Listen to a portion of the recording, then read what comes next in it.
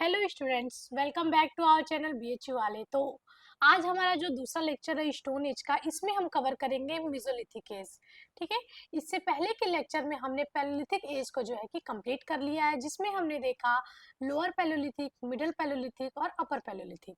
तो आज हम मेसोलिथिक को कंप्लीट करेंगे। जो बच्चे पैलोलिथिक वाले लेक्चर्स को नहीं देखे हैं वो जो है कि प्लेलिस्ट में जाके वो लेक्चर को जरूर देख लें। जब आप पैलोलिथिक को समझ जाएंगे तो आपको मेसोलिथिक समझने में बहुत ईजी हो जाएगा। अगर जो भी बच्चे नए हैं उन्हें बता दें कि अगर आप अभी तक बीएचयू वाले ऐप को डाउनलोड नहीं किए हैं तो डाउनलोड कर लीजिए, क्योंकि यहाँ पे आपको मिलेगा एआईएससी, ज्योग्राफी और हिस्ट्री के बिल्कुल free of cost test series. बिल्कुल एक भी रुपये आपको जो है कि कुछ भी पे नहीं करना है। ठीक है, free of cost test series देना होगा। वहाँ पे आपको पीडीएफ मिलेंगे और लेक्चर्स मिलेंगे। तो लेक्चर्स आपको यूट्यूब चैनल पे मिलेंगे, चैनल को सब्सक्राइब कर लीजिए। अगर कोई भी क्वेरी हो आप हमारे हेल्पलाइन नंबर 8090209418 पे कॉन्टेक्ट कर सकते हैं। तो जो भी बच्चे अभी तक पैलोलिथिक के लेक्चर्स नहीं देखे वो देख लें। और आज का हमारा टॉपिक होगा मेसोलिथिक। ठीक है, जिसे लेट स्टोन एज भी कहते हैं। पहले के लेक्चर में हम ये सारी चीजें जो बेसिक चीजें थी वो हम आपको डिस्क्राइब कर दिए। आज मेनली हम लोग मेसोलिथिक को कवर करेंगे। ठीक है, मेसोलिथिक और नियोलिथिक को हम लोग कवर करेंगे, जिसे कहेंगे न्यू स्टोन एज यानी कि नव पाषाण काल, और इसे बोलेंगे मध्य पाषाण काल। ठीक है, तो चलिए इसको देखते हैं। तो हमने जो देखा था कि ये जो लोअर पैलोलिथिक पीरियड था, ये हमने जाना कि कैसे ह्यूमंस का डेवलपमेंट हुआ। इसके ऊपर भी हमने पूरा बात कर लिया था कि 3.5 मिलियन ईयर एगो जो है कि हमारी अर्थ पे लाइफ का एविडेंस मिले हैं। ठीक, और हमने देखा कि यहाँ पे लोअर पैलोलिथिक के यहीं पे साक्ष्य मिले थे। कहाँ पे? इस टाइम पीरियड में अफ्रीका। ठीक है, अफ्रीका में हमें वुमेन के एविडेंस मिले। हमें कहीं इंडिया में नहीं देखने को मिलते, बाद में हमें देखने को मिलेंगे। तो याद रखिएगा 3.5 मिलियन से ईगो जो एविडेंस मिला है वुमेन्स का, वो अफ्रीका, ईस्ट अफ्रीका में मिला है। ठीक, ये सारी चीजें हमने देख लिया था कि लोअर पैलोलिथिक कब से कब तक चला था, फिर मिडिल पैलोलिथिक, फिर उसके बाद अपर पैलोलिथिक। और ये अपर पैलोलिथिक आते आते क्या हुआ था कि जो मानव था वो बिल्कुल सीधे खड़े होकर चलने लगा था। इसके जो है कि जो मस्तिष्क था वो काफी ज्यादा डेवलप हो गया था और बहुत सारी चीजों को वो समझने लगा था, नई नई चीजें करने लगा था। हमने टूल्स में देखे, एविडेंस देखे, पेंटिंग्स देखी। तो बहुत सारी अलग अलग चीजें अपर पैलोलिथिक आते आते हमें चेंज होने को देखने को मिलती है। ठीक, फिर उसके बाद लोअर से मिडल, मिडल से अपर में अब देखते हैं। हमने बताया था कि जो लोअर पैलोलिथिक एज था, इस समय क्या चल रहा था? पेलुस्टीन एज। पेलुस्टीन एज यानी कि आइस एज चल रहा था। ठीक, ice as.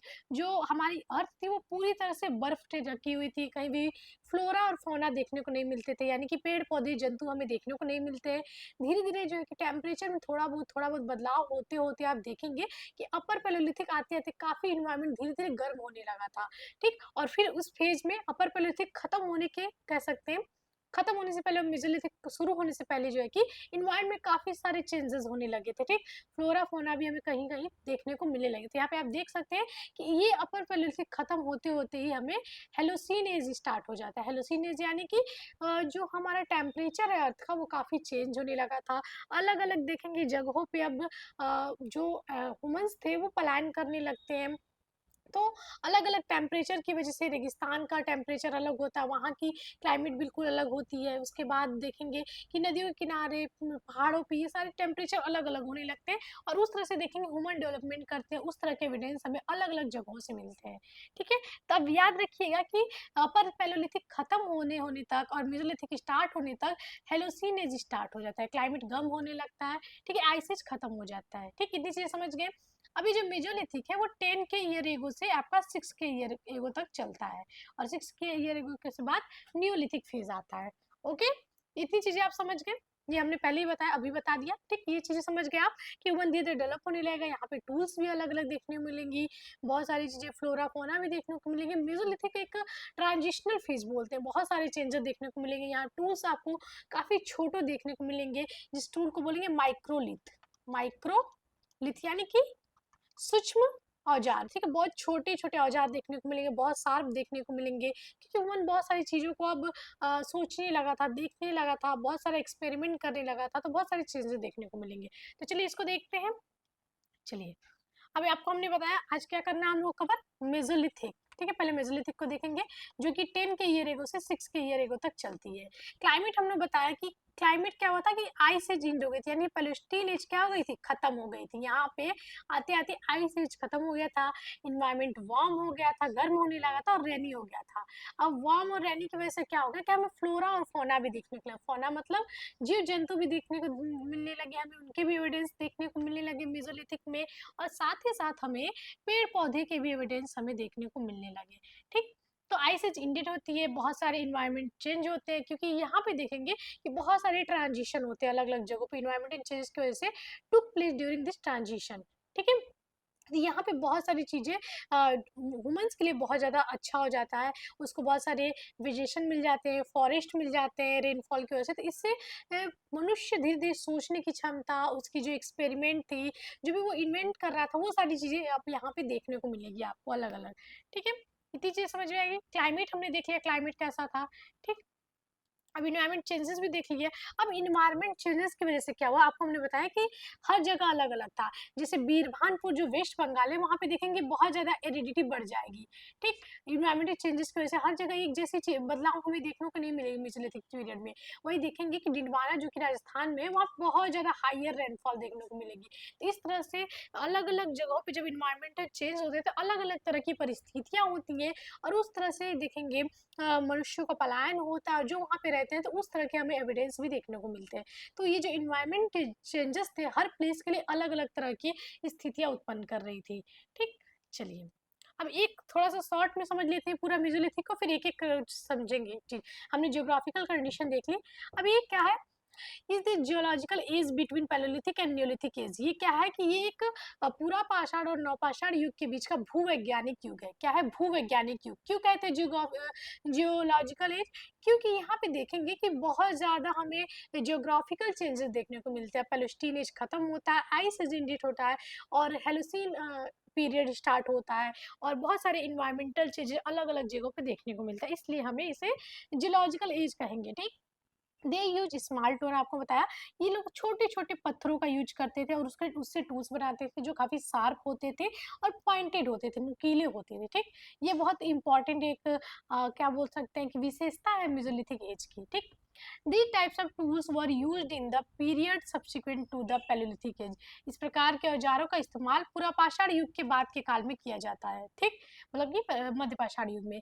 This age is known as mesolithic age, जिसे क्या बोलेंगे, मध्य पाषाण युग के नाम से जानेंगे। ये हमारा छोटा सा इंट्रो था मेसोलिथिक एज के बारे में। ठीक, हम लोग जो पीवाईक्यू सेशन करेंगे तो इससे रिलेटेड जितने भी फैक्ट हैं, चाहे उसके इससे जो ज़्यादातर क्वेश्चन आते हैं वो इसके प्लेसेस से, साइट से, किस साइट से क्या मिले हैं, क्या एविडेंस मिले हैं, कौन मेसोलिथिक का है, कौन सा साइट नियोलिथिक का है, कौन सा साइट पैलियोलिथिक का है, यही क्वेश्चन पूछे जाते हैं। ठीक, तो अभी इस जो लेक्चर है इसमें हम लोग कंसेप्ट बिल्ड कर लेंगे कि मेसोलिथिक क्या है, डिफरेंस समझ लेंगे कि पैलियोलिथिक क्या है, मेसोलिथिक क्या है और नियोलिथिक क्या है। और जब हम जैसे कि हमने सोर्सेज का एमसीक्यू लाया, वैसे हम स्टोन एज का एक प्रॉपर एमसीक्यू लाएंगे जिसमें हम इन सब पे फैक्ट्स पे बात करेंगे। ओके, चलिए फिर क्या है, मध्य पाषाण युग में शिकार का प्रचलन व्यापक हो गया। देखेंगे कि पैलियोलिथिक में भी मेनली जो ह्यूमंस का टाइम क्या था, वो हंटिंग करते थे, गैदरिंग करते थे, बस हंटिंग का काम था उनका।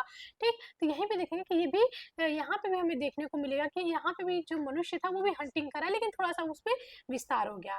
ठीक, as a result many animals became extinct. अब बहुत ज्यादा हंटिंग की वजह से बहुत सारे जानवर विलुप्त हो गए। ठीक, मैमथ एक ऐसी प्रजाति है जानवर की, ये इसका उदाहरण है कि बहुत ज्यादा एक्सेसिव हंटिंग के कारण मैमथ नाम की एक प्रजाति का जो है कि विलुप्त हो गई थी। Man discovered new sources of food in this period. अब देखेंगे बहुत सारे जानवर जब बहुत ज्यादा एक्सटेंसिव हंटिंग हो गई, एक्सेसिव हंटिंग हो गई, तो अब उन्हें फूड की जरूरत पड़ने लगी। अब वो नई नई चीजों को खोजने लगे भोजन की तलाश में, और यहीं पे हमें एक अलग सा देखेंगे ट्रांजिशन फेज देखने को मिलेगा, अलग अलग चीजें इसी एज में हमें देखने को मिलेंगी। ठीक, they ate edible grass, dolphin, उसके बाद otter whale, fishes and so on. अब ये देखेंगे कि बहुत ज़्यादा जानवरों की हंटिंग की वजह से जब उन्हें भोजन नहीं मिलता था तो वो घास खाने लगे, डॉल्फिन को खाने लगे, मछलियों को, ये सबको अपना जो है कि भोजन बनाने लगे।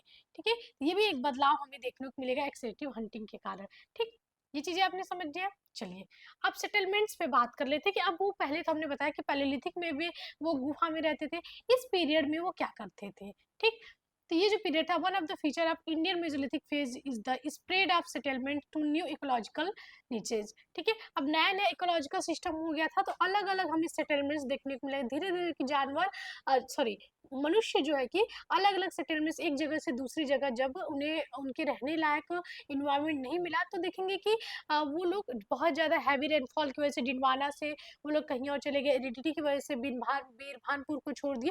तो यहाँ पे स्प्रेड ऑफ सेटलमेंट्स भी इस एम में हमें देखने को मिलेगा। ठीक, इस फेज में। ठीक, सेटलमेंट्स हमने बात कर ली ज्योग्राफिकल के बाद। ठीक, यहाँ पे आप देख सकते हैं।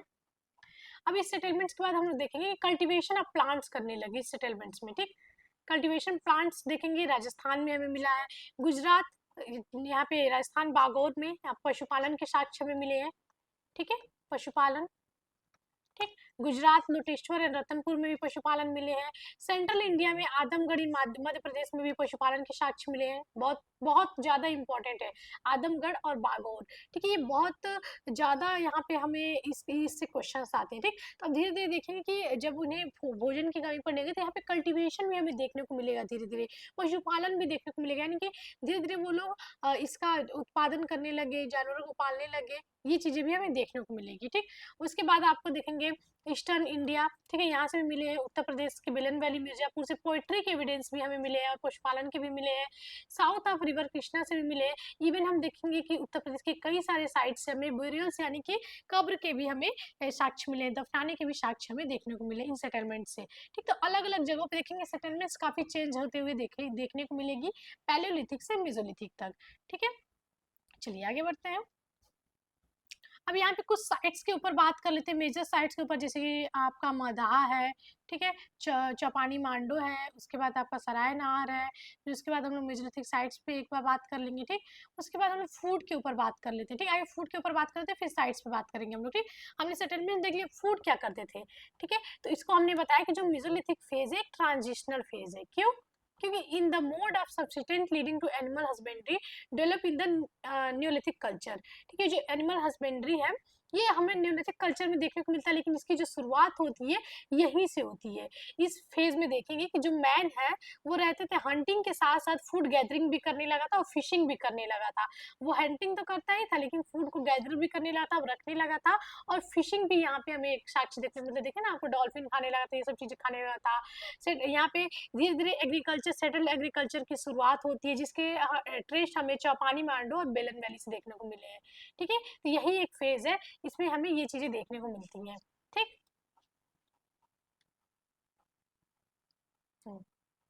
टूल्स पे बात कर लेते हैं। तो टूल्स कैसे थे इस पे बात कर लेते हैं, फिर साइट्स पे चलेंगे। ठीक, तो मेसोलिथिक टूल्स जो थे इसके, ये देखिए काफी आपको साइज में काफी छोटे और पॉइंटेड और शार्प दिख रहे होंगे। ठीक है, जो मेसोलिथिक साइट्स है, ये कुछ फोटोज देख सकते हैं आप। ये सारे जो टूल्स है आपको देखने को मिलते हैं, इसका एक मेन विशेषता ये है कि बहुत छोटे होते हैं। मेसोलिथिक साइट के जो टूल्स मिले हैं वो माइक्रोलिथ्स, इन्हें माइक्रोलिथ्स भी बोलते हैं। ठीक है, याद रखिएगा, माइक्रोलिथ्स, लिथ मतलब पत्थर होता है। ठीक, माइक्रोलिथ्स होते हैं। माइक्रोलिथ कहीं अगर आएगा तो वो आपके मेसोलिथिक से रिलेटेड होगा, और या फिर टाइनी टूल्स भी देखेंगे। तो टाइनी टूल्स की जहां भी बात आएगी वो मेसोलिथिक होगी, जो कि काफी पॉइंटेड होते थे और शार्प होते थे। मेनली इनको क्या किया जाता था कि लकड़ी के किनारों पे, मतलब लकड़ी में लगा के और शिकार उकार के लिए या फिर हथौड़े की तरह यूज करते थे। ठीक है, यहाँ पे आप पिक्चर देख सकते हैं। ठीक, तो टूल्स के बारे में इतना ही आपको जानना था, और वही मेन क्वार्टजाइट और इन सब चीजों से ये बना होता था। ठीक, लेंथ ऑफ माइक्रोलिथ टूल्स का जो होता था मेनली 1 सेंटीमीटर से 5 सेंटीमीटर के बीच में होते हैं, और कभी कभी ये जो टूल्स होते थे दो शेप में होते हैं, एक जियोमेट्रिक और एक नॉन जियोमेट्रिक। कभी ये आपको ट्रायंगल में दिख जाएंगे, रेक्टेंगल में दिख जाएंगे, ऐसे शेप में देखने को मिलेंगे। तो कभी आप देखेंगे कि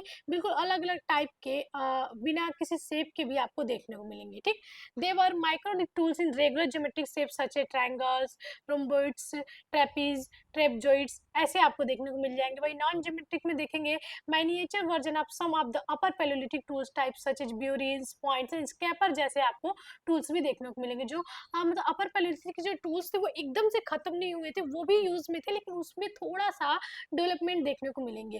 ठीक, तो आप देख सकते हैं कि कुछ रेक्टेंगल फॉर्म में है। ठीक है, कुछ ये सॉरी ट्रायंगल फॉर्म में है, ये रेक्टेंगल फॉर्म में है, और कुछ ये देखेंगे पॉइंटेड है ब्यूरिन की तरह। तो इस तरह के टूल्स हमें देखने को मिले थे। ठीक, टूल्स पे हमने बात कर लिया। फूड पे बात कर लिया, ठीक है। और ये बने किस चीज से होते थे, तो वही क्वार्टाइज, चर्ट, जस्पर, एजेड के ये बने होते थे माइक्रोलिथ टूल्स, ठीक है। टूल्स पे बात कर लिया, अब हम लोग इस पे कुछ मेजर साइट्स के ऊपर बात कर लेते हैं, ठीक। टूल्स हमने फूड गैदरिंग टूल्स सब पे बात कर लिया, जियोग्राफिकल कंडीशन भी बात कर लिया, आपको इतना समझ में आ गया। कुछ साइट्स जो बहुत इंपॉर्टेंट भी बात कर लेते हैं। तो पहला आपका है महदाह, ठीक है, ठीक है। पहला आपका महदाह है, जहां से हमें 35 गैस स्टोव मिले हैं, ठीक है। महदाह एक साइट है, बहुत इंपॉर्टेंट साइट्स है, ठीक है। लोढ़ा एंड सिल, जो मतलब एक पत्थर का ऐसे पत्थर होता था, इसे सिल बोलते थे, और एक ऐसा इस शेप का होता था। अभी आप अपने घरों में देखते होंगे, इससे पीसने का यूज किया जाता था। तो लोढ़ा सिल इसे बोलते हैं गांव में। तो इसके भी हमें मतलब साक्ष्य मिले हैं। Pillar through have been found, ठीक है। Paired museums, burial of men and women together Mahadaha से मिले हैं, ठीक है। यहाँ पे मतलब कि एक साथ युगल सावधान के साक्ष्य मिले हमें महदाह से। 13 skeletons found here are wearing coils and garlands which are made of horn and gum, ठीक है। बागोर राजस्थान से भी मिले हैं, ठीक है। 13 स्केल्टन्स मिले हैं, कंकाल मिले हैं, जो कि बहुत सारे गार्लैंड्स, माला, ये सब चीजें पहने थे, जो रत्नों उत्नों से बने हुए थे। Evidence of animal husbandry and chalcedony disease have been found from here. Bagor Rajasthan से हमें ये सारी चीजें मिली, एनिमल हस्बेंड्री की, पशुपालन के साक्ष्य, और डिजीज के भी हमें साक्ष्य मिले बागौर राजस्थान से। 4 women skeleton have been found from Bagor, चार मानव के कंकाल भी हमें यहाँ से मिले हैं। A rosary made of 36 beads have been found lying around the neck of the woman skeletons, ठीक है। एक बीड्स, मोतियों की माला, 36 बीड्स की मतलब मोतियों की माला वुमन के कंकाल में जकड़ी हुई, गर्दन में जकड़ी हुई मिली है हमें। 5 copper tools have been found here in which a spear, 3 arrows and comma rod are prominent, ठीक है। यहाँ पे कॉपर्स के टूल्स भी हमें मिले हैं, ये सारे बागौर के थे, ठीक। अगला चौपानी मांडो है, जो इलाहाबाद उत्तर प्रदेश में है, जिसे डिस्कवर किया बीबी मिश्रा ने, ठीक है। Remains of settlements have been found from here, यहाँ से सेटलमेंट्स के रिमेन्स मिले हैं, ठीक है, रहने के साक्ष्य मिले हैं। In which 13 huts are shaped like a B, ठीक है, बी ओवल, ऐसे कुछ इस तरह का एक झोपड़ी के साक्ष्य मिले हैं चौपानी मांडे से, जो कि आपका मोस्ट इंपॉर्टेंट पीवाईक्यूज है, ठीक है। उसके बाद है evidence of wild rice, handmade poetry and granaries, ठीक है। ग्रेनरीज मतलब जहाँ पे हम लोग स्टोर करते हैं अनाज को, और हैंडमेड, हाथों से बनाई हुई पोइट्री, मिट्टी के बर्तन, राइस के एविडेंस भी यहाँ से मिले हमें। It have been considered a symbol of transition stage between palaeolithic and mesolithic, और इससे ये सारे जो एविडेंस है ये हमें बताते हैं, ये सब चीजें सिंबल है ट्रांजिशन फेज का पैलोलिथिक और मेसोलिथिक के बीच में, ठीक। This is a representative sites of the transition from hunting gathering to early agriculture, और ये रिप्रेजेंट करता है कि कैसे ट्रांजिशन हुआ हंटिंग गैदरिंग से धीरे धीरे एग्रीकल्चर की तरफ, ठीक है। Paisra is the earliest evidence of ancient hearths, ठीक है। पैसरा बिहार में पड़ता है, ठीक है, बिहार में, और बहुत इंपॉर्टेंट साइट है जहाँ से प्राचीन कालीन जो है कि झोपड़ियों के साक्ष्य मिले हैं, और ये आपका इंपॉर्टेंट पीवाईक्यू है यूजीसी नेट का, ठीक। चलिए अगला एक देख लेते हैं। अगला है सराय नाहर उत्तर प्रदेश, जो कि प्रतापगढ़ में है। Pratapgarh is the earliest remains of human skeleton, यहाँ से ह्यूमन स्केलेटन मिले हैं। India has been obtained from Sarai Nahar and Mahadaha which is Mesolithic, बहुत सारे मेसोलिथिक की इंपॉर्टेंट साइट्स है Mahadaha, Sarai Nahar. Funeral rites method is known from the graves here, यहाँ पे बहुत सारे ग्रेव्स मिले हैं और फिनरल्स के भी राइट्स मिले हैं, ठीक। Human invasion from Sarai Nahar, ठीक है। उसके बाद evidence of joint burial, 2 men and 2 women has been found from Sarai Nahar, दो औरत और दो आदमी और दो औरत के एक साथ ज्वाइंट ब्यूरल हमें मतलब कि कह सकते हैं कब्र, यहीं से मिले हैं, ठीक है। Damdama highest number of burials 41 human burials, Lakhania most of the human skeletons, ठीक है। दमदमा पे सबसे ज्यादा ब्यूरियल्स मिले हैं 41 ब्यूरियल्स, और सबसे ज्यादा स्केलेटन अगर बात करेंगे तो लेखैया से मिले हैं, ठीक है। Most of the human skeleton Lekhahia से मिले हैं, ठीक है। इंपॉर्टेंट आपका था। अब दूसरी एक चीज हम लोग बात करेंगे, तो अगर एक साथ साइट्स की देखें तो फिर इन साइट्स पे बात करेंगे। तो लंगनाज, रतनपुर, कनेवाल, लोटेश्वर, ये जबकि गुजरात के साइट्स हैं और ये सारे आपके मेसोलिथिक साइट हैं। उसके बाद तिलवाड़ा जो कि बाड़मेर में है, बागोर, भीलवाड़ा और बागोर, ठीक है, ये राजस्थान के मेसोलिथिक साइट्स हैं। भीमबेटका, रायसेन और आदमगढ़ आपके मध्य प्रदेश के साइट्स हैं। पैसरा जहाँ पे झोपड़ियों के साक्ष्य मिले, बिहार का साइट है। ठीक, उसके बाद मोरहाना पहाड़ जो कि मिर्जापुर में है, बगईखोर, लेखैया, इलाहाबाद, चौपानी मांडो, मरुडी, उसके बाद है सरायनगर, माडा, दमदमा, प्रतापगढ़, ये सारे आपके उत्तर प्रदेश के साइट्स हैं। बहुत ज्यादा साइट्स मेसोलिथिक के मिले हमें उत्तर प्रदेश में। नागार्जुन कोंडा, गिडलूर, रेणुगुंटा, ज्वालापुर, ये सारे आंध्र प्रदेश के साइट्स हैं। तिनीवेली, तेरी ग्रुप, ये सब तमिलनाडु के साइट्स है। और आपका संगनकल्लू इन बेलारी कर्नाटक के साइड से। अब ये क्यों आपको हम बोल रहे हैं कि देख लीजिए, क्योंकि अब क्वेश्चन जो पूछे जाने लगे हैं वो इस तरह से पूछे हैं कि लंगनाथ जो है साइट, जो एक मेसोलिथिक साइट है, या फिर लंगनाथ साइट कौन सी साइट है, नियोलिथिक है, पैलियोलिथिक है, या फिर मेसोलिथिक है। तो आपको ये पता होना चाहिए। या फिर जो लंगनाथ जो मेसोलिथिक साइट है वो कहाँ पे पड़ता है, तो गुजरात में पड़ता है। तो इस तरह से क्वेश्चन अब पूछे जाने लगे, इसलिए ये ज्यादा जरूरी है आपको जानने के लिए। ठीक, कुछ यहाँ पे है, बीरभानपुर जो कि पश्चिम बंगाल में, लंगनाज गुजरात बताया, हिटेरी तमिलनाडु, आदमगढ़ मध्य प्रदेश, बागोर राजस्थान, सरायनगर उत्तर प्रदेश और माधा उत्तर प्रदेश। ठीक है, चलिए अब ये पूरा एक सेटलमेंट्स देख सकते हैं, सेटलमेंट्स के साक्ष्य, बेरियल्स के साक्ष्य, पूरा ये जितने भी आपको ये साइट्स दिख रहे हैं, ये मेजर आपके मेसोलिथिक साइट्स को, पूरा ये जितने भी हैं पूरे आपके मेसोलिथिक साइट्स हैं। ये लोटेश्वर हो गया आपका, ठीक है, भीमबेटका, बागोर, उसके बाद मादाहा आपका, इसके बाद आपका यहाँ पे बागौर, सॉरी बागौर कह रहे हैं, लेखैया आपका हो गया, सरायनगर हो गया, दमदमा हो गया, जहाँ पे ब्यूरियल्स के एविडेंस मिले, ये सारा आप इस तरह से समझ सकते हैं। ठीक है, तो इस तरह से हमने पूरा एक तरह से मेसोलिथिक पीरियड को अभी समझा कि जो मेसोलिथिक पीरियड था कैसे डिवाइड था, ह्यूमंस कैसे डेवलपमेंट किए, कैसे पैलेस्टीन से हेलोशीन आया, फिर उसकी क्लाइमेट कैसी थी, क्लाइमेट्स के बाद हमने देखा कि वहाँ पे सेटलमेंट्स कहते थे, सेटलमेंट्स के बाद हमने उसके मेजर साइट्स को देखे, फिर उसके बाद हमने कुछ उसके साइट्स को देखे, ठीक है, उसके बाद फूड्स को देखे, उसके हमने उसके टूल्स को देखे। ठीक है, अब हम लोग बढ़ते हैं आगे। इसको आप इस ट्रिक से भी एक समझ सकते हैं पूरा एक मेसोलिथिक का, कि जैसे कि डोमेस्टिकेशन, यहाँ पे सबसे पहले डॉग का डोमेस्टिकेशन हुआ था मेसोलिथिक से। ये एक इम्पॉर्टेंट आपका, किस जानवर का सबसे पहले डोमेस्टिकेशन हुआ था, तो डॉग का यहाँ पे इम्पॉर्टेंट PYQ है आपका। ठीक है, यहाँ पे एक्सचेंज ऑफ फूड देखने को मिलेगा आपको, ऑर्नामेंट्स देखने को मिलेंगे, टूल्स देखने को मिलेंगे। ठीक है, यहाँ पे locks were tied together and used for navigation. ठीक है, लट्ठों का यूज देखने को मिलेगा आपको, बो एंड एरो के यूज भी यहाँ पे आपको देखने को मिलेगा हंटिंग के लिए। ठीक है, ठीक है, दूर से भी वो लोग जानवरों को हंट करने के योग्य हो गए थे, ये भी देखने को मिलेगा आपको। धीरे धीरे सेटल्ड लाइफ भी यहीं पे देखने को मिलेगी। तो ये ट्री आपके लिए एक मेजर मेसोलिथिक को समझने में भी हेल्पफुल होगी। ठीक है, ये PDF आपको मिल जाएगी। अब लोग नियोलिथिक पे आते हैं। ठीक है, नियोलिथिक इज जिसे नवपाषाण बोलते हैं, जिसका टाइम पीरियड है 4000 BC टू, ठीक है, 14,000 होगा, ठीक है, 4 नहीं है 14 होगा, 10,000 BC, एक जीरो कम हो गया है, यहाँ पे हम लिख देते हैं 14,000 BC टू 10,000 BC। ठीक है, चलिए तो नियोलिथिक फेज को स्टार्ट करते हैं। तो हमने पैलियोलिथिक पढ़ ही लिया, अलग से जो इसका लेक्चर गया है। मेसोलिथिक अभी इसी लेक्चर में कंप्लीट किया। और नियोलिथिक है जिसे नवपाषाण बोलते हैं। अब नवपाषाण कहते हैं क्योंकि यहाँ पे हमें बहुत सारी चीजें दिखने को मिलेंगी। यहाँ पे टूल्स आपको बिल्कुल साफ बहुत अच्छे देखने को मिलेंगे, एक सेटल्ड लाइफ देखने को मिलेगी, यहाँ पे ह्यूमन के एविडेंस देखने को मिलेंगे, पेंटिंग्स देखने को मिलेंगे, भीमबेटका से बहुत सारी अलग अलग तरह की पेंटिंग्स देखने को मिलेंगी, एक सेल्स पे आपको चित्रकारी देखने को मिलेगी। चलिए यहाँ पे देखते हैं, हमने ये सारी चीजें पढ़ा, लोअर पैलियोलिथिक, मिडल, अपर। यहाँ पे पता हमने बताया आपको कि हेलोसिनेज स्टार्ट हो गया था। ठीक है, अब यहाँ पे देखेंगे ये जो मेसोलिथिक और नियोलिथिक, मेसोलिथिक अचानक से खत्म नहीं हो गया और नियोलिथिक अचानक से स्टार्ट नहीं हो गया।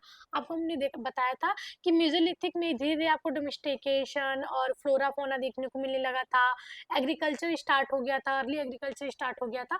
तो ये कहीं ना कहीं हम लोग इसको 9 ईयर से ही देखेंगे। तो यहाँ पे देख सकते हैं दोनों जो है कि इसीलिए यहाँ पे धीरे धीरे बहुत बहुत सारी चेंजेस नियोलिथिक में ही स्टार्ट होने लगी थी। यहाँ पे आप देखेंगे नियोलिथिक फेज आते आते हमें व्हील्स का जो है कि जो पॉटर्स व्हील है वो उसके भी साक्ष्य में देखने को मिलेंगे, उसका आविष्कार हो जाता है और इसकी वजह से मेजर चेंजेस देखने को मिलेंगे, पोइट्रीज देखने को मिलेंगी। ठीक है, तो 6500 एगो हमें व्हील्स पॉट के पोइट्री व्हील्स के एविडेंस भी देखने को मिलेंगे। ठीक, तो चलिए इसके ऊपर बात करेंगे। हेलोसिन एज जो है कि इस पीरियड में थी, जो इसका क्लाइमेट था। अब यहाँ पे हम लोग देखेंगे ये क्या था। ठीक, तो इसे गॉर्डन चाइल्ड ने थोड़ा सी चीजों को देख लेते हैं। गॉर्डन चाइल्ड ने इसे इरा ऑफ एवोल्यूशन बोला है, मतलब कि क्रांति का युग बोला है। अब ये एक पीवाईक्यू पूछता है कि किस फेज को स्टोन एज के गार्डन चाइल्ड ने इरा ऑफ एवोल्यूशन बोला है। क्यों? क्योंकि यहाँ पे आप देखेंगे कि जो एक तरह से जो ह्यूमंस थे वो हंटिंग गैदरिंग से अब प्लांट्स का डोमेस्टिकेशन करने लगे थे और एनिमल्स का डोमेस्टिकेशन करने लगे थे। कैसे डोमेस्टिकेशन का मतलब क्या होता है उसके बारे में बात करेंगे। ठीक है, तो development of agriculture in earlier times man was gather in this period he become a producer. जो मानव सिर्फ गैदरिंग करता था, हंटिंग और गैदरिंग का काम करता था, वो अब धीरे धीरे प्रोड्यूसर बनने लगा है, मतलब कि अब वो प्रोड्यूस करने लगा है। ठीक है, भोजन अनाज को उत्पादन करने लगा है, जानवरों की ब्रीडिंग कराने लगा है। तो ये सारी चीजें भी हमें देखने को इस एज में मिलेगी, इसलिए हमें इसको क्या कहते हैं, ताकि वो डोमेस्टिकेशन करने लगा था। एक रेवोल्यूशन वाला फेज है। ठीक है, आपको यहाँ पे एग्रीकल्चर, होम, पोइट्री, ये सारे एविडेंस देखने को मिलेंगे। ठीक, और उसके बाद preparation and use of clay, अब धीरे धीरे क्ले का यूज करने लगा था, हैंडमेड करने लगा था, चाकमेड करने लगा था। यानी कि पॉटर व्हील्स का देखेंगे 6500 ईयर्स एगो पॉटर्स व्हील का इन्वेंशन हो चुका था और उसका जो है कि उससे वो बर्तने बनाने लगा था। एनिमल हस्बेंड्री के साक्ष्य मिलने लगेंगे, पॉलिश स्टोन देखने को मिलेंगे हमें। उसके बाद बोन टूल्स, अब हमें बोन्स के भी टूल्स देखने को मिलेंगे जो काफी शार्प होते थे, पॉलिश स्टोन देखने को मिलेंगे। ठीक ये सारी चीजें हमें देखने को मिलेंगे। ठीक,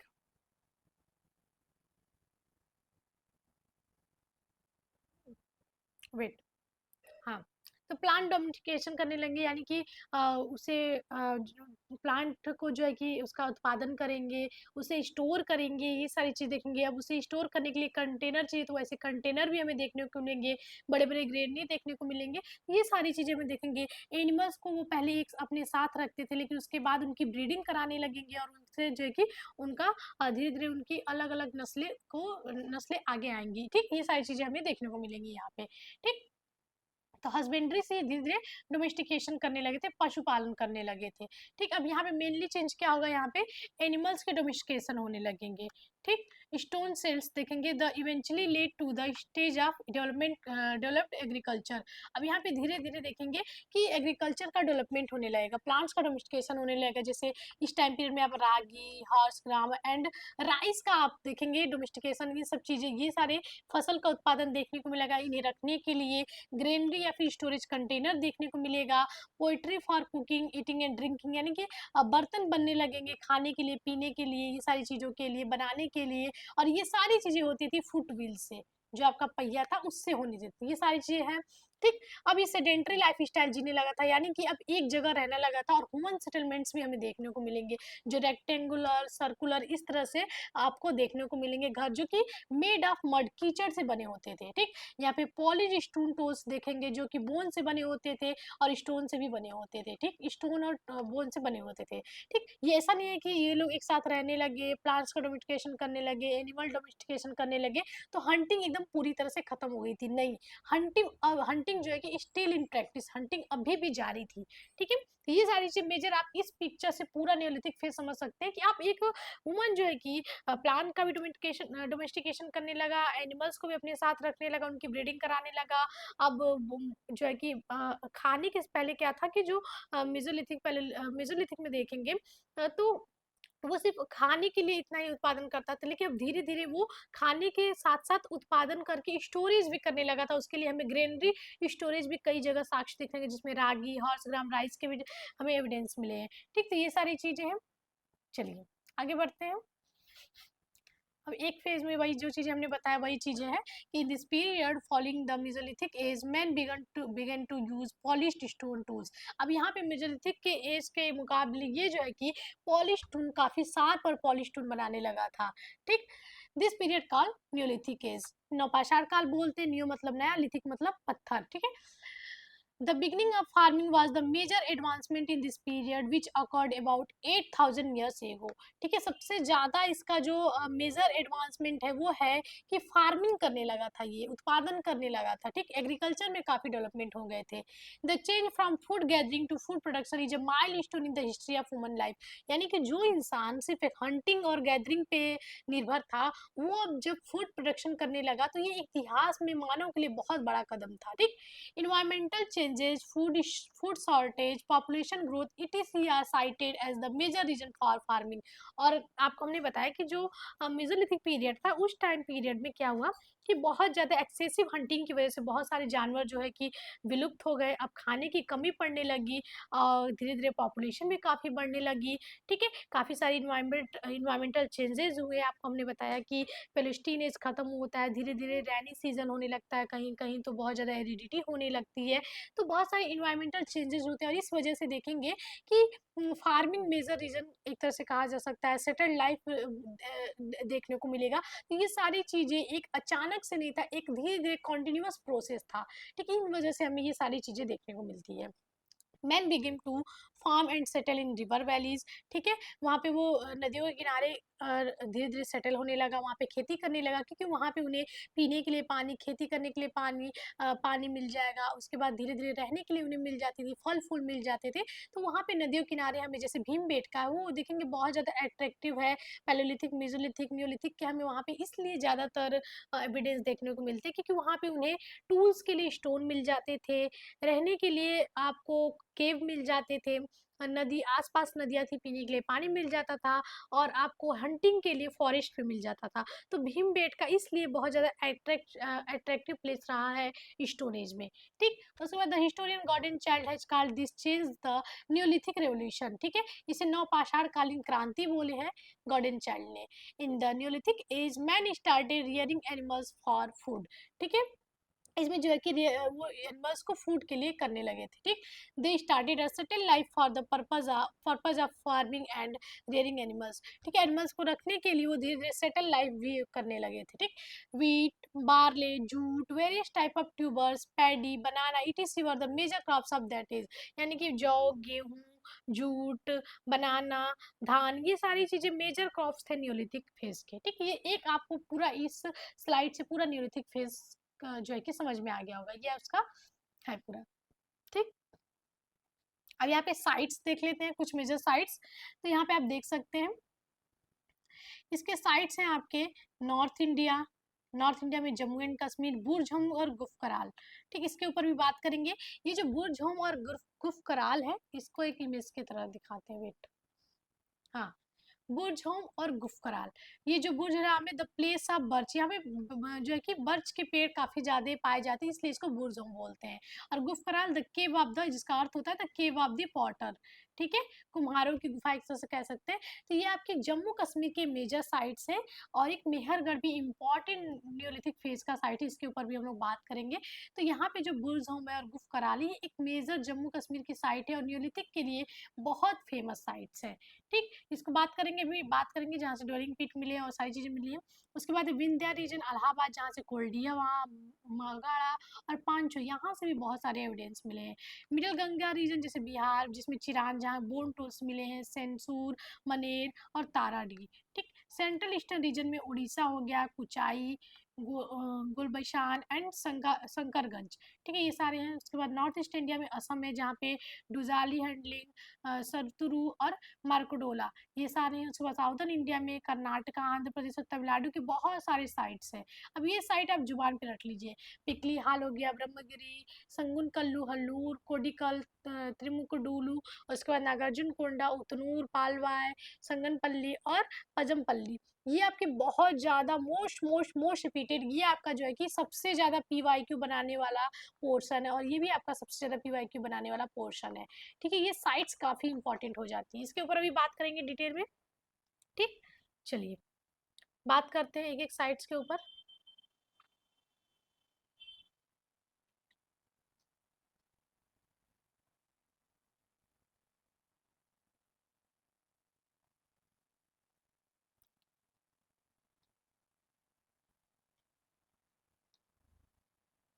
वेट,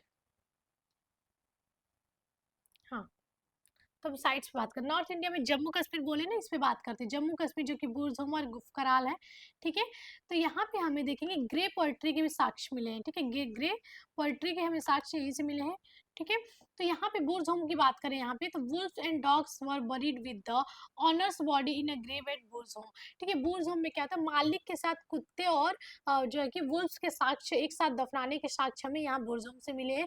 और ये आपका सबसे फेवरेट पीवाईक्यू है हर एग्जाम का, ठीक है। तो ये एकदम याद कर लीजिए, कहाँ से हमें मालिक के साथ कुत्ते के दफनाने के साक्ष्य मिले, तो वो बुरज़ुम है कश्मीर का, ठीक। This practice is unlikely any other Neolithic in India. ये प्रैक्टिस कहीं भी आपको न्यूलिथिक इंडिया में नहीं देखने को मिलेगी। नवपाषाण काल के भारत में कहीं भी आपको इसी बुरज़ुम में ये चीजें देखने को मिलेगी।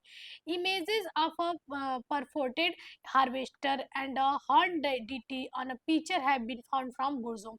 यहाँ से हमें आपको बहुत सारे पिक्चर्स और हॉर्न पीडीटी के भी आपके बहुत सारे एविडेंस देखने को मिलेंगे, ठीक, ठीक है।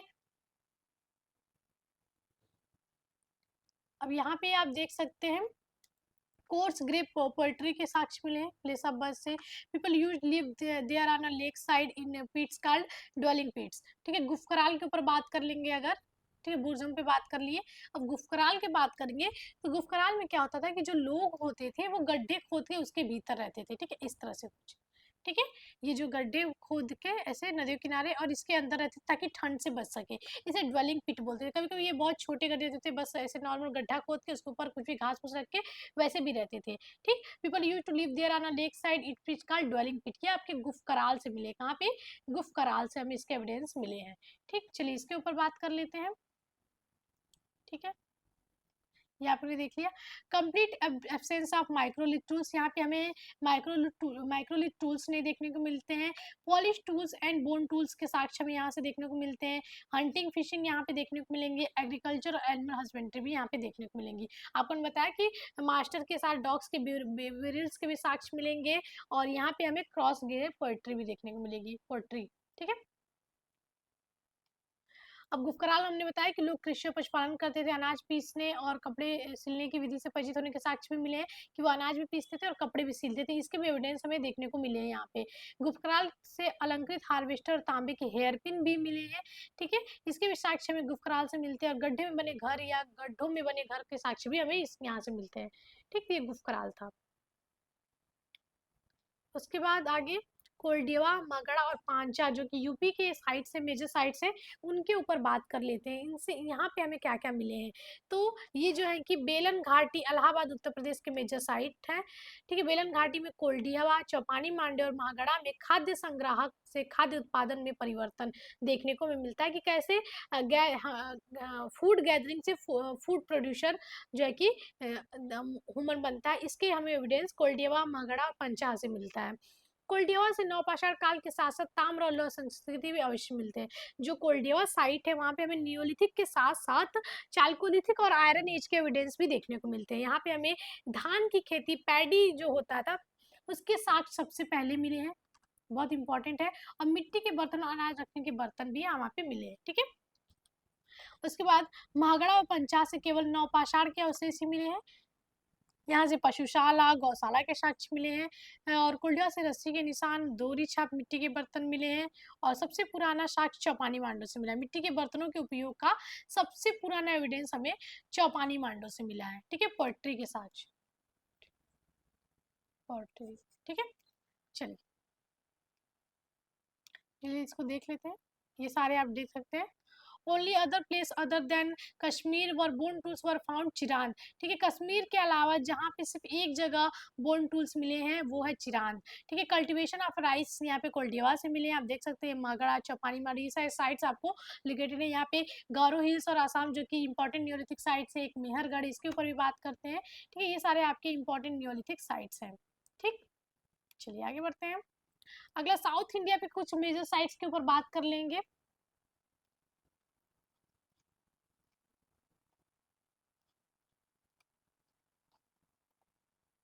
मेहरगढ़ वाली में भी साइट्स डिलीट हो गई है, ठीक है, उसको हम लोग कवर कर लेंगे। चलिए ठीक है। हाँ, साउथ इंडिया के कुछ साइट्स हैं, ठीक है, उसके ऊपर बात कर लेते हैं। नवपाषाण काल का पहला साक्ष्य संगन कल्लू और नागार्जुन कौन से मिला है, जो कि साउथ इंडिया में अगर बात करेंगे तो दक्षिण भारत में पहली नवपाषाणी पॉलिश कुल्हाड़ी 1842 में कर्नाटक के लिंग शुगर में मिली थी।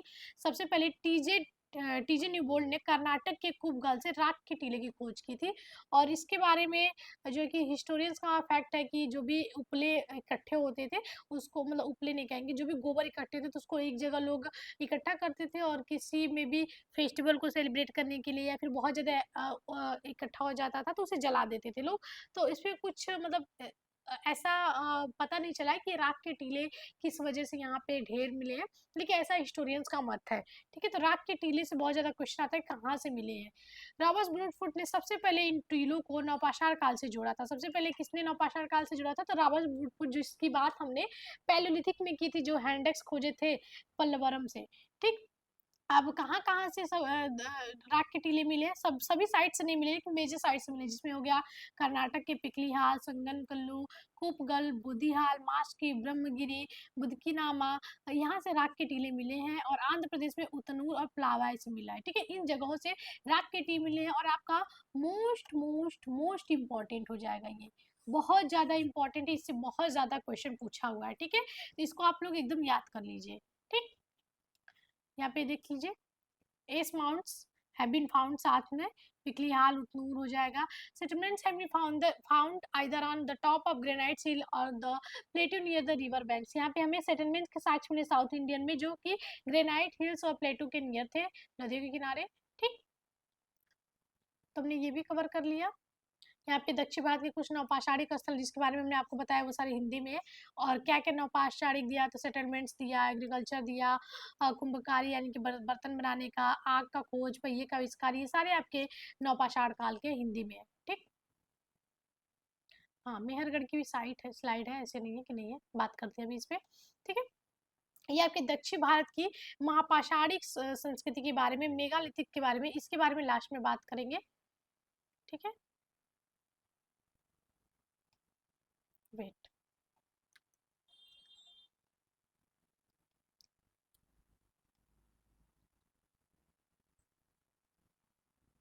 हाँ ठीक है।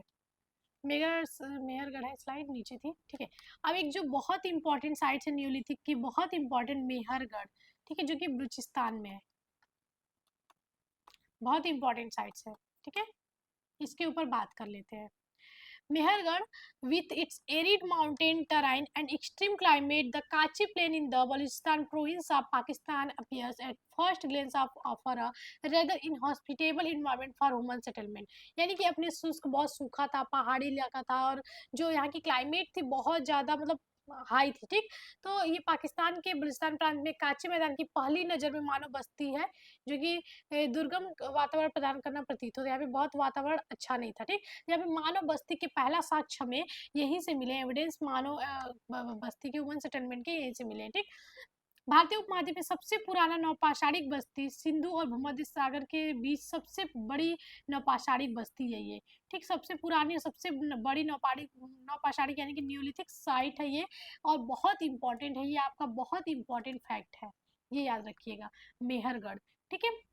और जो इसकी इम्पोर्टेंट चीज़ें हैं मेहरगढ़ की, तो पहला तो यहाँ पे देखेंगे कि यहीं से यहाँ पे हमें ग्रीनरी देखने को मिलती है, जो कि मड से बने होते थे। ये भी देखेंगे कि हीट, और कहा जाता है कि यहीं से धीरे धीरे हीट और बार्ली के सबसे पहले यहाँ पे प्रोड्यूसिंग स्टार्ट हुई थी, यहीं से प्रोड्यूस हुआ था, बहुत ज़्यादा मात्रा में प्रोड्यूस हो गया, तो यहाँ पे बहुत ज़्यादा ग्रीनरी देखने को मिलता है, ठीक है। यहीं पे सबसे पहले घर आप देखेंगे कि मड एंड ब्रिक से बने हुए हैं, मड एंड ब्रिक के घर, एनिमल डोमेस्टिकेशन के जो है कि देखने को मिलते हैं। सबसे पुराना और सबसे बड़ा सेटलमेंट है न्यूलिथिक, और यहाँ पे हमें देखेंगे कि इसे ब्रेड बास्केट ऑफ बलूचिस्तान भी बोलते हैं, मेहरगढ़ को, located on the bank of the Bolan river in the Kachhi plain which is called the bread basket of Balochistan, इसे ब्रेड बास्केट भी बोलते हैं बलूचिस्तान का, ठीक है, रोटी का कटोरा, ठीक है।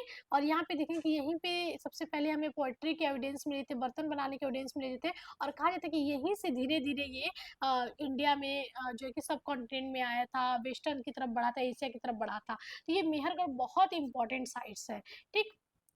यहाँ पे आप देख सकते हैं कि 500 हजार ईसा पूर्व तक लोग बर्तन नहीं बनाते थे, लेकिन 4500 ईसा पूर्व के बाद कुम्हारों के चाक का प्रचलन शुरू हुआ और बर्तनों की संख्या में तेजी से वृद्धि हुई और उन पर रंग रोगन भी किया जाने लगा, उनकी रंगाई भी करने लगी थी। ये मिट्टी की ईंटों से बने थे, ठीक। ऐसा लगता है कि कुम्हारों का चाक पश्चिमी एशिया से बलूचिस्तान आया और यहीं से पूरे उपमहाद्वीप में फैला, यानी कि कहा जाता है कि यही मेहरगढ़ से धीरे धीरे पूरे भारत में जो है कि ये फैला था, ठीक।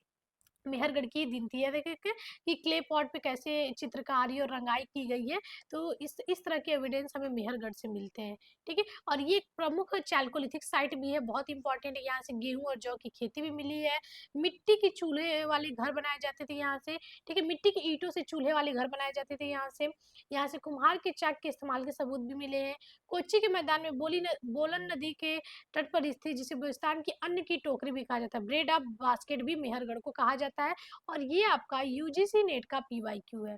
ये सारे फैक्ट्स बहुत फैक्ट है मेहरगढ़ से, या फिर जितनी भी साइट्स हम आपको बता रहे हैं, जो हम इस स्लाइड में मतलब इस स्लाइड में या फिर इस लेक्चर में पूरा कवर कर पाना बहुत मुश्किल है, ठीक है। और बहुत एक तरह से लेंदी हो जाएगा लेक्चर, इसलिए हमने बहुत ज़्यादा फैक्ट नहीं डालने की कोशिश की। फैक्ट से बहुत थोड़ा सा बोरिंग हो जाता है लेक्चर, इसलिए बस सिर्फ कंसेप्ट बिल्ड करने पे हम सोचे थे, लेकिन थोड़ा बहुत हमने फैक्ट डाल दिया इंपॉर्टेंट साइट्स का, ठीक। अब इसके टूल्स की बात करेंगे तो इसके जो नवपाषाण कालीन टूल्स है वो सेल्ट हैं, बछुले हैं, कुल्हाड़ी है, छैनी है, ये सारे आपके न्यूलिथिक टूल्स हैं, ठीक है। बहुत इंपॉर्टेंट है ये आपके जो देख सकते हैं ये सारे बहुत शार्प है कितने, और कितना ज़्यादा चेंजेस आपको देखने को मिल रहा है, ये सारे हमारे न्यूलिथिक टूल्स है, ठीक। अब यहाँ पे एक जो और चीजें हैं इस पे भी थोड़ा सा बात कर लेते हैं। मेगालिथिक दक्षिण भारत की महापाषाण समाधियां, मेगालिथिक समाधियां, इसके बारे में थोड़ा सा बता दें तो ये जो पूरा टूल्स है इसको आप लोग पढ़ लीजिएगा, ये बहुत ज्यादा आता है क्वेश्चन। तो यहाँ पे शिष्ट समाधियां, ठीक। समाधियों के बहुत अलग अलग टाइप से समाधियां जो कि ब्रह्मगिरी से मिली है। और ये क्या होते थे कि खाई खोदकर पत्थर की शिलाओं से एक आयताकार संदूक बनाकर उसमें शव रखा जाता था, ठीक है। गड्ढा खोदते थे बहुत ज्यादा और रेक्टेंगुलर एक पत्थर को रख के और उसमें मतलब एक बक्से की तरह बना के उसमें जो है कि डेड बॉडी को रखा जाता था, उसे बोलते थे सिस्ट ग्रेप्स, ठीक। पिट सर्कल ग्रेप्स होती थी, वो भी ब्रह्मगिरी से मिली है। और स्टोन्स की हेल्प से एक वृत्ताकार मतलब वृत्त बना के गोला बनाकर उसमें दूसरी मतलब गड्ढा खोद कर दूसरी खाई जैसे निर्मित करके उसमें शव को रखा जाता था गोले में, ठीक। तो एक तरह से होते हैं। केन सर्कल क्या होता था, केर्न सर्कल, तो ये चिंगल पुट चेन्नई से मिले और यहाँ पे बहुत बड़े बड़े पत्थरों के टुकड़ों से गोला बनाया जाता था और उसमें जो है कि 100 को अस्थि पात्र रखे जाते थे, ठीक। 100 को मतलब रखा जाता था उसमें। डोलमेन क्या होते थे, डोलमेन में पूछा जाता है, तो मेगालिथिक कल्चर है, समाधि का टाइप है, ये चिंगलपुट से मिला है। और यह शिष्ट समाधि के समान ही होता था, लेकिन संदूक पृथ्वी के अंदर ना आकर ऊपर होता था, मतलब गड्ढे में नहीं होता था। जो भी वो जो बक्से की तरह बनाया जाता था वो गड्ढे में ना होकर ऊपर की तरह होता था, ठीक। उसके बाद है अम्ब्रेला स्टोन, जो कि कोचिन केरल में बना है, जहाँ पे वर्गाकार भूखंड पर 4 पत्थर के पाए बनाकर ऊपर एक छतरी बनाई जाती थी, ठीक। मतलब एक चौकोर कह सकते हैं स्क्वायर पे 4 पत्थर के पाए बनाए जाते थे और उस पर छतरी जैसा बना के और उस पर बॉडी रखी जाती थी। वुड स्टोन क्या है, जो कि कोचीन से मिला है, इसमें छत्र के आकार का महापाषाण जमीन पर ही बनाया जाता था। कंदरा समाधि केव ग्रेव क्या है, तो आयताकार खाई में शव को दफनाया जाता था। मेनहीर, जो कि बहुत डोलमेन और मेनहीर जो है कि पूछा हुआ है, यूजीसी नेट का पीवाईक्यू है कि ये क्या है, तो मेगालिथिक आपके ग्रेप्स हैं, ठीक। ये कोचीन से मिला और ग्रेनाइट के एकास्म पत्थर को मोनोलिथिक का प्रयोग होता था, ठीक। एक ही पत्थर को काटकर उसको ग्रेव की तरह बनाया जाता था, उसमें डेड बॉडी का रखा जाता था। तो ये आप पूरा एक बार स्क्रीनशॉट ले लीजिएगा, याद कर लीजिएगा। वैसे सीयूटी में नहीं पूछा, लेकिन हमने सोचा बता देते हैं। डोलमेन और मेनहीर काफी बार पूछा हुआ है। तो मेगालिथिक का मतलब होता है बड़ा और लिथिक मतलब पत्थर, जब बड़े पत्थरों का यूज होने लगा था। और साउथ में बहुत बाद में आपको नेलिथिक कल्चर देखने को मिलेंगी।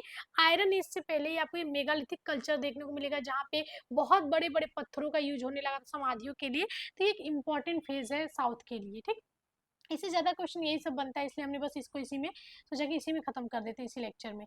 ठीक, अब थोड़ा-सा हम लोग और एक थोड़ा-सा बड़ा हो जाएगा, थोड़ा-सा चैल्कोलिथिक पीरियड को भी इसमें देख लेते हैं, काफ़ी छोटा है, इससे काफ़ी कम क्वेश्चन बनते हैं। इसके साइट्स ज़्यादातर पूछे जाते हैं, जो हम पीवाईक्यू सेशन में ऐड कर देंगे और टेस्ट में भी ऐड हो जाएगा। ताम पाषाण युग से धातु युग तक का संक्रमण काल था, यानी कि स्टोन एज से लेके मेटल एज तक का एक ट्रांजिशन फेज था, ये ट्रांजिशन पीरियड कहेंगे, जहाँ पे मेटल्स को और स्टोन को एक साथ यूज किया जाएगा। और सबसे पहले कोई मेटल यूज हुआ है तो वही एक तांबे कॉपर का यूज हुआ है। ठीक, पत्थरों के अलावा लोग कॉपर का यूज करने लगे। ठीक है, तुर्की में कैटल हुक एक प्रमुख स्थल है, जहाँ से नवपाषाण और ताम्रपाषाण युग में मानव जीवन के साक्ष्य खोजे गए। ठीक, यहाँ पे आप देखेंगे कि एक जो तुर्की में एक जगह है कैटल हुक, वहाँ पे हमें मेजर साइट्स एविडेंस मिले ह्यूमन लाइफ के, चैल्कोलिथिक और नियोलिथिक फेज के। ठीक है, तो यहाँ पे बहुत ज्यादा हमें एक साथ देखने को मिले हैं दोनों। ठीक, यहाँ पे आप देख सकते हैं बहुत सारी संस्कृतियां हैं जो चैल्कोलिथिक के, जिसमें कायथा, मालवा, जारवे, आहाड़, गौरिक निर्माण, सतगी, गणेश्वर, और इसका ये पूरा टाइमलाइन है। ये जो है कि इसलिए हमने इसको एक टेबल फॉर्म में रख दिया, क्योंकि ये ऐसे ही सेम टू सेम ऐसे क्रोनोलॉजी में लगाने के लिए पूछा हुआ है, क्रोनोलॉजी में लगाने के लिए पूछा हुआ है कि इनकी टाइमलाइन क्या है, और ये आपका बहुत इंपॉर्टेंट क्वेश्चन है। ठीक है, बहुत इंपॉर्टेंट क्वेश्चन है। उसके बाद आगे बढ़ते हैं। बर्तनों के आधार पर प्राचीन संस्कृति और पूर्वी हड़प्पा स्थल। ठीक, यहाँ पे कैसे कैसे मृदभांड मिले थे उस पे है कि हड़प्पा युग में जो है कि पीजीडब्ल्यू मिला था। पूर्वकालीन ऐतिहासिक में काले एवं लाल मृदभांड मिले थे, ब्लैक और रेड। मौर्य युग में एनपीडब्ल्यू मिला है। गुप्त युग में आपका आरपीडब्ल्यू मिला है, रेड पॉलिश पोएट्री। उसके बाद मालवा में देखेंगे काला तथा रेड, मतलब ब्लैक एंड रेड आपको पोएट्री देखने को मिलेगा। बुरझुम में ग्रे, ठीक है, कोर्स ग्रे। जोखे में आपको रेड। साउथर्न न्योलिथिक में आपको ब्राइट ग्रे देखने को मिलेगा। ईस्टर्न न्योलिथिक में आपको ब्राउन रेड देखने को मिलेगा। वही आपको चैल्कोलिथिक पीरियड में आपको जॉर्वे कल्चर में देखने को मिलेगा बहुत सारे अलग अलग तरह के पोएट्री, और इनाम गांव नामक बस्ती भी देखने को मिलेगी यहाँ पे। ठीक है, ये कुछ ऐसे टेबल्स फॉर्म थे जो हमने ऐड कर दिए हैं, जहाँ पे क्या क्या साक्ष्य कहाँ कहाँ से मिले। जैसे कि ताम्रपाषाणी का अगर स्थल की बात करेंगे तो रंगपुर इनाम गांव मेजर है, जिससे बहुत क्वेश्चन आते हैं। पूरा पाषाण में सोहन और अति अति अतिरंबक्कम है। मध्य पाषाण में चौपानी मांडो सराय नहार है। उसके बाद आपके उच्च पूर्व पाषाण में पटने हैं। नव पाषाण में भुजहोम, पूर्व हड़प्पा में कुल्ली, महापाषाण में ये सारे हैं। ठीक, ये साइट्स मतलब एक कुछ कुछ टेबल फॉर्म में ये सारे हैं। इसको आप लोग देख लीजिएगा, आपको ये पूरा पीडीएफ मिल जाएगा। कुछ कुछ चीज़ें हमने लास्ट में ऐड कर दी है, कहाँ से क्या क्या चीज़ें मिली हैं। तो यहाँ पे हमने पूरा एक तरह से जितना भी स्टोन एज था उसको पूरा कवर कर लिया। इसमें हमने पूरा मेसोलिथिक और नियोलिथिक को कंप्लीट कर लिया इसमें। ठीक है, मेसो और नियो को, और कुछ कुछ हमने चैल्को भी कंप्लीट कर लिया कि चैल्कोलिथिक क्या था, उसके कंसेप्ट को समझ गए कि चैल्कोलिथिक पीरियड क्या है। भले हमने इसको फैक्ट को नहीं देखा, तो ये जो फैक्ट का सिलसिला है ये हम लोग पीवाईक्यू एमसीक्यू सेशन में लाएंगे।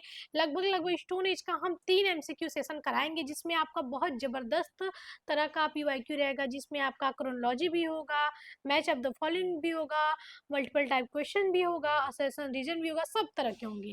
ठीक, तो सभी लोग कमेंट में जरूर बताइएगा आपको ये लेक्चर कैसा लगा, और अगला वीडियो आप किस पे चाहते हैं, और आप अगले एमसीक्यू सेशन के लिए तैयार है कि नहीं स्टोन एज के लिए, जरूर बताइएगा। और अगर आप लोग चाहेंगे तो हम ये एमसीक्यू सेशन लाइव भी रख सकते हैं। तो आप लोग जरूर बताएं कि आप लोग चाहते हैं कि एमसीक्यू सेशन जो हम जारी चला रहे हैं वो लाइव करें या नहीं। तो कमेंट में जरूर बताइएगा आपको वीडियो कैसा लगा, जरूर बताइएगा। अगर वीडियो अच्छा लगा तो एक प्यारा सा कमेंट देना बिल्कुल ना भूले। मिलते हैं ऐसे अगले वीडियो में, तब तक के लिए धन्यवाद।